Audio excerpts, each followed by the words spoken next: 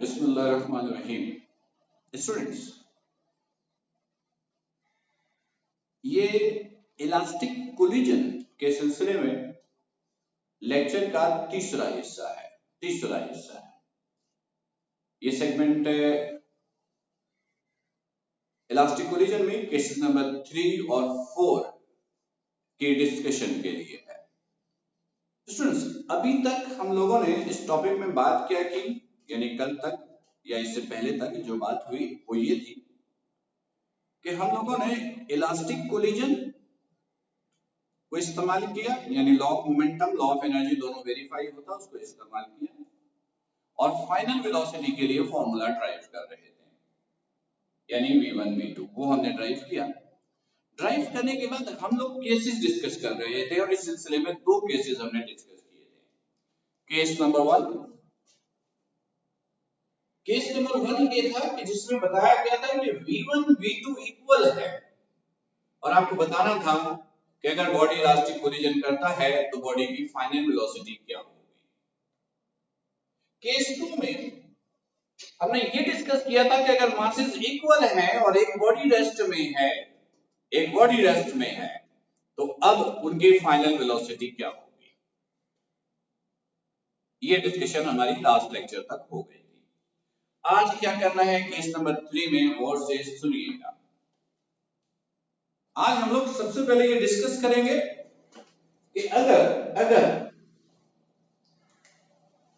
एक बॉडी का मास दूसरे बॉडी के मुकाबले में बेइंतहा ज्यादा है, एक बॉडी का मास दूसरे बॉडी के मुकाबले में बेइंतहा ज्यादा है, डबल ग्रेटर का साइन है, यानी बेइंतहा ज्यादा है, और कोई एक बॉडी रेस्ट में है, हम अज्यूम करते हैं ये भी रेस्ट में है, यानी u2 0। तो अब आपको बताना है कि v1 और v2 का फॉर्मूला क्या होगा। v1 और v2 का फॉर्मूला क्या होगा। Situation clear? देखिए स्टूडेंट्स, आपको बताना ये है कि अगर एक बॉडी का मास दूसरे बॉडी के मुकाबले में बेइंतहा ज्यादा है, डबल ग्रेटर के साइन का मतलब ये होता है कि एक बॉडी का मास दूसरे के मुकाबले में बहुत ज्यादा है, यानी डिफरेंस बहुत ज्यादा है, और एक बॉडी रेस्ट में है, हमने इसी को रेस्ट में लिया। तो अब आपको बताना है v1 v2 का फॉर्मूला क्या होगा। क्लियर? ठीक है। यानी सिचुएशन क्या है, जरा समझिएगा। सिचुएशन क्या है? सिचुएशन ये है स्टूडेंट, फर्ज कीजिए कि मैं 100 kg का इंसान हूं, यानी मेरा मास 100 kg है और मैं m1 हूं, मैं इस तरफ आ जाता हूं, नजर नहीं आ रहा, मैं m1 हूं, इधर ही रहने देते हैं, मैं m1 हूं। m2 एक 1 kg का एक बच्चा है, m1 m2 से बेइंतहा ज्यादा है। अगर मैं एक 100 kg का हूं तो सामने एक बच्चा है जो 1 kg का है, यानी सिचुएशन ये देखिएगा, मैं 100 kg का हूं, m1 हूं, इधर 1 kg का एक बच्चा है, ये m2 है, और m2 रेस्ट में है, u2 0 है, ये m1 है, ये m2 है। ये बच्चा रेस्ट में है, इसकी वेलोसिटी है 0, ये रेस्ट में है, और फर्ज कीजिए मैं मूव कर रहा हूं 5 मीटर पर सेकंड से, यानी 100 kg का इंसान एक 1 kg के बच्चे से जाके टकराएगा। 1 kg का बच्चा कितना होता है? न्यूली बॉर्न जो बच्चा होता है, जो बिल्कुल अभी अभी पैदा हुआ, उसका मास भी 1 kg से ज्यादा होता है। तो जरा सोचिए, 100 kg का बॉडी 1 kg की बॉडी से जाकर हिट करेगा, क्या होगा? क्या इसकी वेलोसिटी में कोई फर्क पड़नी चाहिए? कोई फर्क नहीं पड़नी चाहिए, ये तकरीबन इतना ही होगा। इसके साथ क्या होगा? ये बड़ी तेजी से बच्चा दूध की तरफ जाके गिरेगा, यानी ये बड़ी तेजी से मूव करेगा। तो ऐसा ही कुछ रिजल्ट इधर से भी आपको मिलना चाहिए। ये है सिचुएशन क्लियर? चलिए ठीक है, अब V1 V2 निकालते हैं। कैसे निकालेंगे अच्छी तरह सीखिएगा, क्योंकि ये सीखोगे तो इस जैसा एक केस आप खुद से अटेम्प्ट करोगे। गौर से लिखिएगा, ग्रेटर देन या लेस देन का साइन ये फॉर्मूले में पुट नहीं होता। ग्रेटर देन या लेस देन का साइन ये फॉर्मूले में पुट नहीं होता। तो स्टूडेंट हम लोग क्या करेंगे, जिसकी वैल्यू बहुत कम है, जिसकी वैल्यू बहुत कम है उसको ले लेंगे 0। Late m2 is equal to 0 और u2 जो है 0। यानी अब आपको क्या करना है, जहां जहां m2 है वहां 0 पुट करना है, जहां जहां u2 है वहां 0 पुट करना है। बस इतना सा काम करना है और v1 v2 निकालना है। तो निकालते हैं ना, v1 इज इक्वल टू, ये v1 है, ये v1 है, यानी m1 minus m2 over m1 plus m2 u1 plus 2 m2 over m1 plus m2 u2। Put कीजिए, v1 is equal to m1 as it is, u2 की जगह 0, sorry m2 की जगह 0, m1 plus 0 u1 plus 2 m2 की जगह 0, m1 plus m2 की जगह 0, इसके अलावा u2 की जगह भी 0। यानी आपने क्या किया, जहां जहां m2 है वहां क्या पुट किया 0, इसके अलावा जहां u2 है वहां भी क्या पुट किया 0। अब सॉल्व कीजिए, देखिए क्या होगा।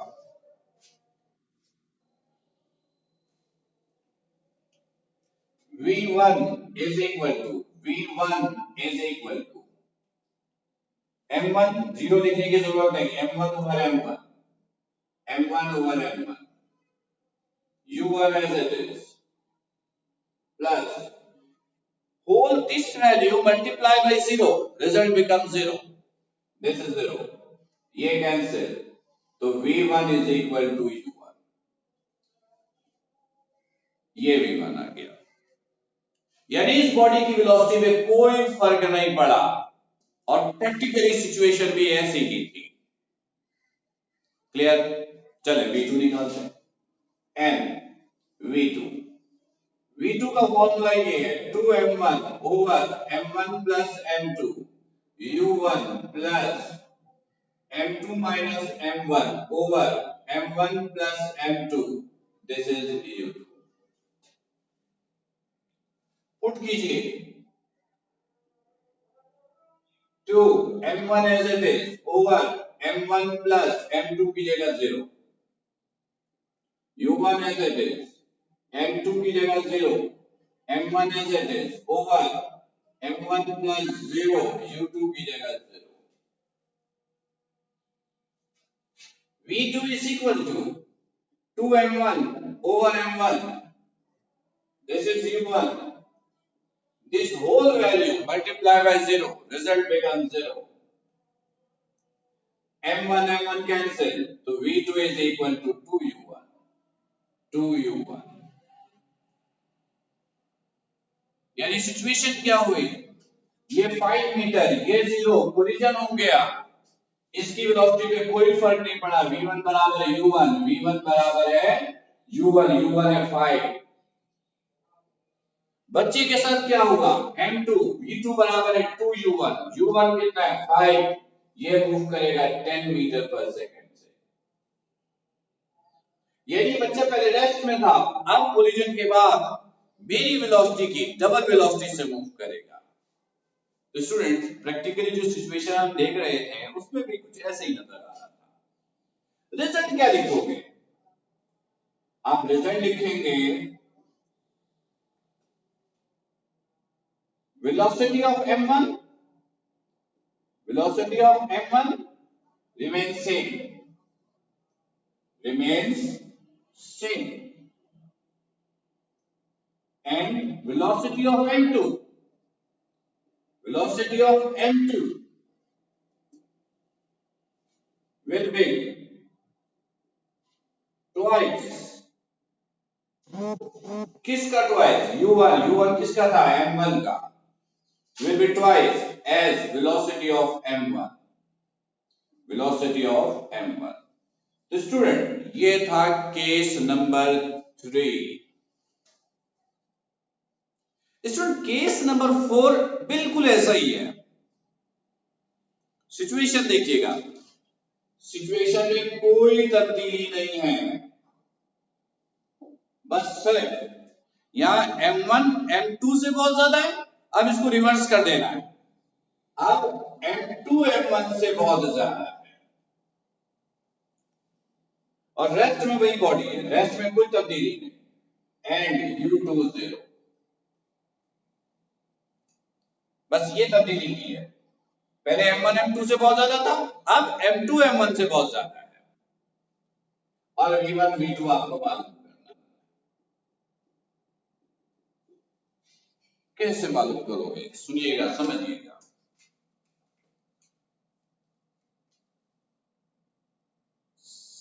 सबसे पहले जिस बॉडी का मास बहुत कम है उसको किसके बराबर ले लोगे, 0 के, यानी m1 को आप 0 देंगे, late m1 is equal to 0, और इसके अलावा ये u2 0 है, यानी जहां जहां m1 है वहां 0 पुट करेंगे, जहां जहां u2 है वहां 0 पुट करेंगे, और सॉल्व करके v1 v2 निकालेंगे।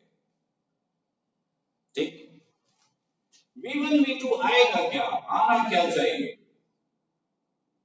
और से देखिएगा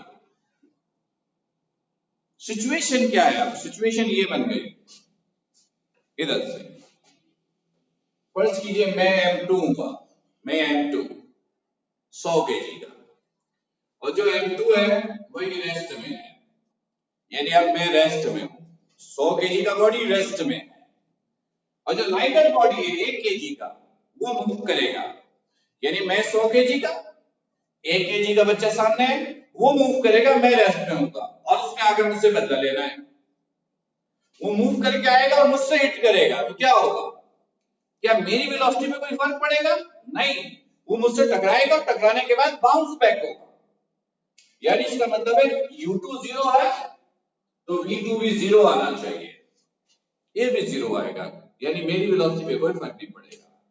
बच्चे के साथ क्या होगा, वो आएगा, मुझसे टकराएगा, बाउंस बैक होगा, बाउंस बैक होगा तो उसकी वेलोसिटी माइनस में आनी चाहिए, डायरेक्शन चेंज हो गई, आया यूं, हिट करने के बाद यूं वापस गया, तो इसकी वेलोसिटी माइनस में आनी चाहिए, ये आपका रिजल्ट आएगा।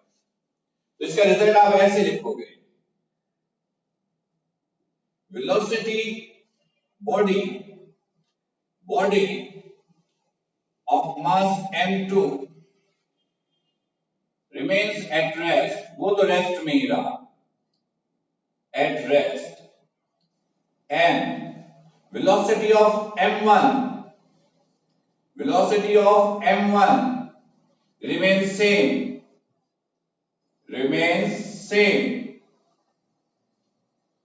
but in opposite direction change हो गई है, opposite direction change हो गई है। क्लियर, तो स्टूडेंट ये काम आप लोगों को करना है। स्टूडेंट ये जो केसेस आपने 4 डिस्कस किए ना, इनमें से कोई 2 केस, 1 और 2 में से कोई एक, 3 और 4 में से कोई एक, 2 case as a short question paper में आ सकता है। एक केस के 2 नंबर होंगे, 2 केस परफॉर्म करोगे तो 4 नंबर। इसमें हम आपसे कहेंगे 2 bodies performs elastic collision, then what will be their final velocities if, और दोनों केस में 2 केस देंगे, यानी ये हम आपको लिख कर देंगे, ये लिख कर देंगे। 4 केसेस आपने डिस्कस किए, इनमें से कोई 2 लिख कर देंगे, 2 आपको करने होंगे, 1 के 2 नंबर, 2 के 4 नंबर। तो स्टूडेंट्स फिलहाल ये टॉपिक यहां पर आपका कंप्लीट हुआ। स्टूडेंट्स अब आप लोग एक काम ये कीजिएगा, पास्ट पेपर में इस टॉपिक को डिटेल में देखिएगा कि पास्ट पेपर में इस टॉपिक से क्वेश्चन किस तरीके से पूछे गए हैं, आपको समझ में आने चाहिए। आप पास्ट पेपर जितना देखोगे पेपर के क्वेश्चन पेपर की लैंग्वेज से आपकी अंडरस्टैंडिंग होगी, क्वेश्चन से के सेंटेंस से जितनी अंडरस्टैंडिंग होगी आपका कॉन्फिडेंस लेवल इतना बिल्डअप होगा। तो लाजमन पास पेपर को रेगुलर स्टडी कीजिए, सॉल्व कीजिए। देखिए स्टूडेंट्स, अब इंशाल्लाह अगले लेक्चर में हम लोग अगला टॉपिक डिस्कस करेंगे। आप सब अपना बहुत ख्याल रखिएगा। अस्सलाम वालेकुम।